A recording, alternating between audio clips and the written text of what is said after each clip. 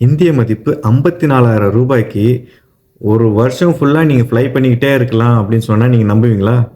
விசாருடைய all you can fly scheme கொண்டு வந்திருக்காங்க.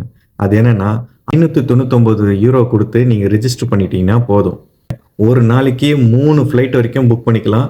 ஒரு வருஷம் ஃபுல்லாக நீங்கள் ஃப்ளை பண்ணிக்கிட்டே இருக்கலாம்.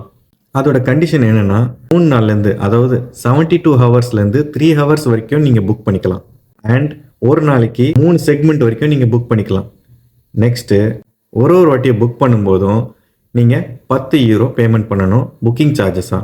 பேக்கேஜ் ஹேண்ட் லக்கேஜ் மட்டும்தாங்க இருக்குது. அதாவது 40x30x20ங்கிற சைஸில் அவங்க அலோவ் பண்ணுறாங்க. அண்ட் ஒரு நாளைக்கு 3 செக்மெண்ட் வரைக்கும் புக் பண்ணலாம். ஆனால் உங்களால் ஃப்ளை பண்ண முடிஞ்ச அளவுக்கு உங்களால் எது ஃப்ளை பண்ண முடியாதோ தயவு செஞ்சு அதை புக் பண்ணாதீங்க அப்படின்னு சொல்கிறாங்க. ஏன்னா 2 கேன்சலேஷன் ஆயிடுச்சுன்னா ஒன்று உங்களுக்கு பெனால்ட்டி கொடுப்பாங்க. அப்படி இல்லைன்னா உங்களுடைய அக்கௌண்ட்டை பர்மனெண்ட்டாக டெர்மினேட் பண்ணிவிட்டு உங்களுக்கு ரீஃபண்டும் கொடுக்க மாட்டாங்க, ஒன்றும் பண்ண மாட்டாங்க. ஸோ உஷாராக இருங்க. நெக்ஸ்ட்டு எனக்கு இந்த ஸ்கீம் பிடிக்கலங்க, நான் சேர்ந்துட்டேன் பட் எனக்கு இந்த ஸ்கீம் பிடிக்கலங்க அப்படின்னு நீங்கள் நினைக்கிறீங்களா? ஒன்றும் பிரச்சனை இல்லை. வித்தின் 1 மந்தில் இந்த டிசிஷன் எடுங்க. கேன்சல் பண்ணிவிட்டு உங்களோட பணத்தை ரீஃபண்ட் எடுத்துங்க. ஏதாவது சார்ஜஸ் இருக்கலாம்னு நினைக்கிறேன். ஸோ யாரெல்லாம் யூஏலேருந்து விசார் யூஸ் பண்ணி ஃப்ளை பண்ணணும்னு நினைக்கிறாங்களோ அவங்களுக்கு இது ரொம்ப வரப்பிரசாதம்.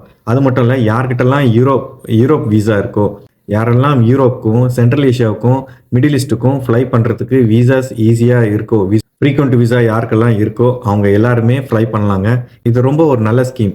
இந்த ஸ்கீம் உங்களுக்கு பிடிச்சிருந்தா தயவு செஞ்சு யூஸ் பண்ணிக்கோங்க.